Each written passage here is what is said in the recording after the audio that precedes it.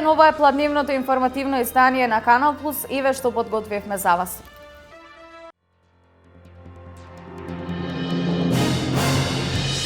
Секоја прва сабота во месецот општина Штип ќе реализира собирни акции за електронскиот отпад од граѓаните. Ова е законска обврска на општините согласно еколошките стандарди. Денес во Кочани има акција за заловување на кучињата скитници. Денес е и потпишување партнерски договор за подигање на еколошката свест кај учениците.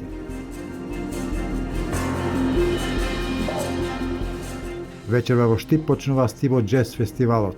На трите фестивалски вечери ќе настапат реномирани македонски и странски джезери.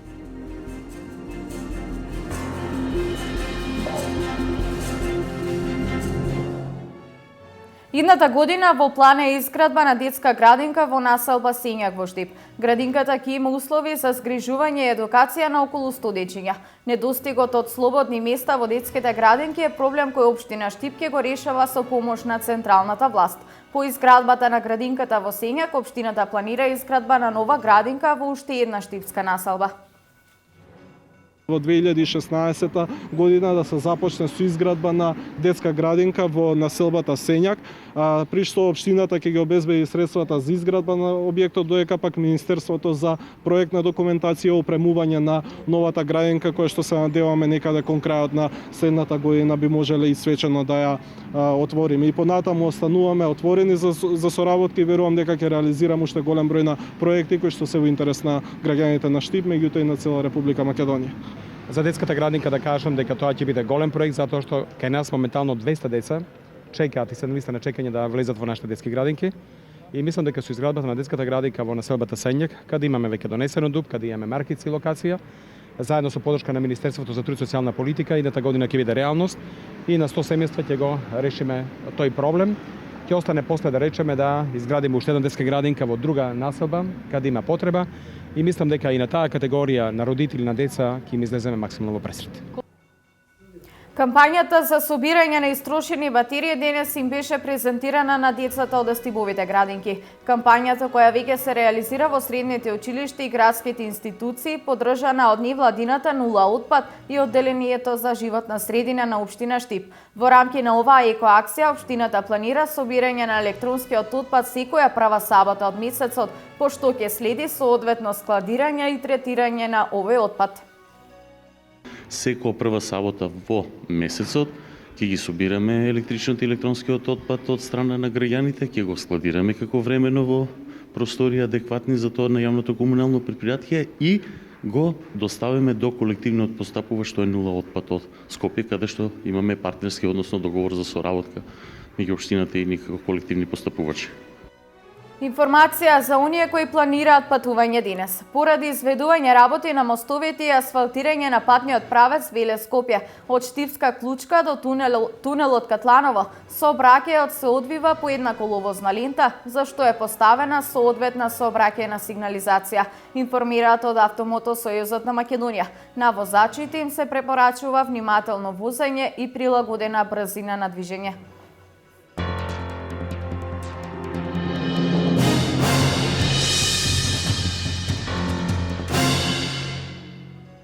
Денес во Кочани тече акција за заловување на кучињата скитници. Локалната власт апелира до граѓаните сопственици на кучиња да ги заштитат своите милиници во текот на акцијата која ја реализира надлежна компанија од Куманово.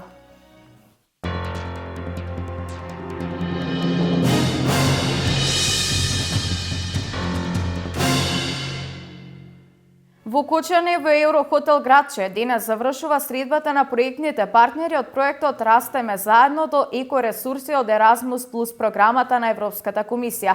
Покрај општина Кочани во проектот учествуваат Основното училиште Раде Кратовче и Сдруженијето за поддршка на економскиот развој, а партнери од Бугарија се општина Пазарджик и Основното училиште Свети Климент Охридски.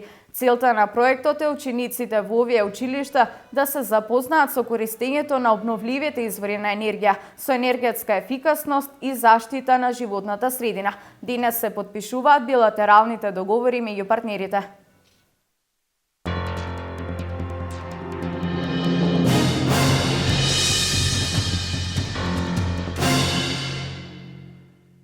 Вечерва започнува 6-тото издание Стиво Джез фестивалот со джез работилница на професорот Тони Китановски. Джез фестивалот во Дом на млади е подржан од Министерството за култура и Американската амбасада во Македонија.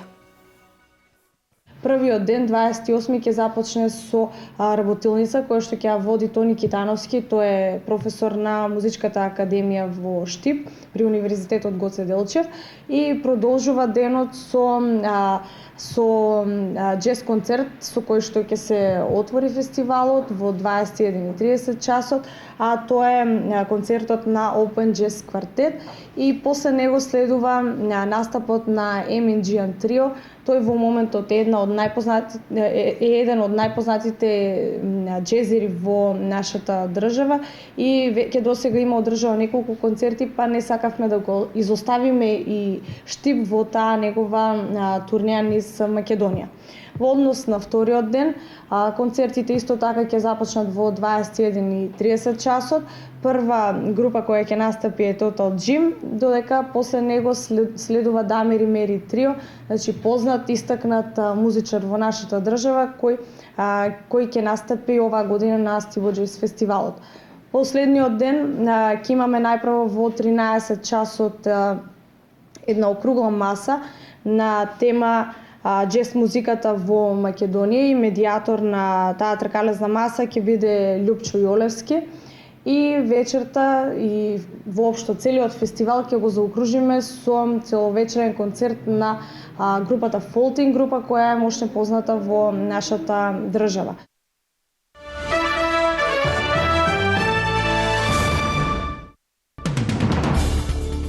Најмалку 10 лица загинале, а над 50 биле ранети во самоубиствен напад на крикет надпревар во југоисточен Авганистан. Нападот во провинцијата Пактика извршен вчера со автомобил бомба, веројатно бил насочен против локалните власти кои дошле да го следат надпреварот. Во сличен напад за време на надпревар по одбојка во истата провинција минатата година загинаа најмалку 50 лица. Бројот на иранските аџии кои загинаа во стампидото во долината Мина крај најголемото муслиманско светилиште Мека во Саудиска Арабија се искажи на 169 лица. Претходно беше соопштено дека меѓу засега официјално потврдените смртни случаи на 769 луѓе и уште 934 повредени се наоѓаат 155 иранци. Бројот на повредените ирански аџии е 103, а уште 307 ирански државјани се водат како исчезнати. Околу 24 бегалци останале без покрив надглава откако во избувнат пожар настрадала зградата на Центарот за згрижување на мигранти во Швајцарија. За време на пожарот во објектот престојувале само 14 лица кои пожарникарските екипи успеале да ги извлечат неповредени. 2 часа 70 пожарникари се обедувале да го изгаснат големиот пламен кој избил по полнок во Калбурн. Во моментот станарите се сместени во објектот на Општинската цивилна заштита и ќе мора наскоро да им се пронајде простор за трајно сместување.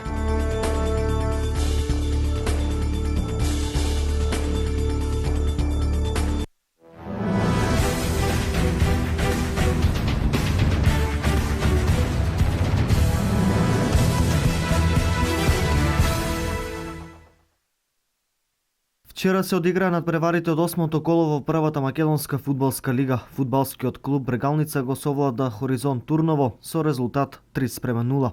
Ангел Нацев во 11-та минута донесе предност за штипскиот тим, а Велковски на почетокот на вториот дел постигна уште еден погодок. Сигурниот триумф го закити со гол од пенал Здравков во последните моменти од мечот. Шкендија и Вардар ја продолжуваат трката на врвот, откако славеа победи на денешните дуели против Силекс, односно против Работнички. Резултати од првата лига од 8-то коло. Вардар Работнички 2:1, Младост Царев двор Шкупи 0:2, Металург Ренова 1:0, Шкендија Силекс 3:1 и Брегалница Хоризонт Турново 3:0. Моменталната табела изгледа вака: Шкендија е на врвот со 21 поен, Вардар 20 поени, Силекс 13, Младост Царев двор 12, Шкупи 11, Брегалница 9 поени, Работнички 7, Хоризонт Турново 6 и Ренова и Металург по 5 поени.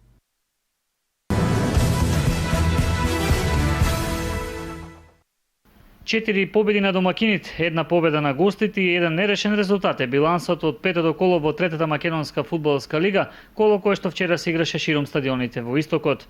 Високи победи од 3:0 забележаа фаворитите Беласици и Академија Пандев, кои што ги совладаа тимовите на Работник и Напредок Здраве Радово. Интересен надпревар се играше во Штип во локалното дерби помеѓу тимовите на Баби и Карбинци, надпревар во кој домакините славеа со 3:2. Дерби надпревар се играше и во Радовиш, каде екипата на Плачковица, моментално првопласираната екипа во првенството, го совлада Осогово со резултат 2:1. Гостинска победа славеше тимот на Овчеполе, кој што во Македонска Каменица ја совлада Саса со 1:2. Единствениот нерешен резултат беше постигнат на надпреварот помеѓу Слога и Брегалница, кои што одиграа 1:1.